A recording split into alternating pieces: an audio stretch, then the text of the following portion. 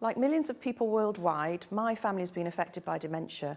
My mother passed away of the disease in October 2017, and it struck me that for many people, the first time they're confronted by the disease and gain any knowledge is often when someone extremely close and important to them falls ill. So I started thinking about the fact that everyone would benefit from some basic knowledge about the disease to help us as a society better support those living with dementia. And from the seed of an idea, the Cradle project was born. So Cradle is an intergenerational pilot project based in Swansea. We're working with Year 4 children from Parkland Primary and Year 5s from St Helens Primary. The children have been thinking about role reversals, compassionate caring, and a range of dementia-related themes and creating their own songs on the topic.